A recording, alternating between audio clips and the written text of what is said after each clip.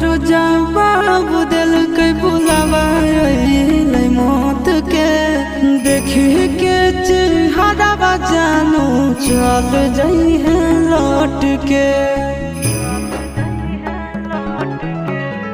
Doctor जवाब दिल के बुलावा मौत के देखी के चेहरा जानू चल जाई है लौट के।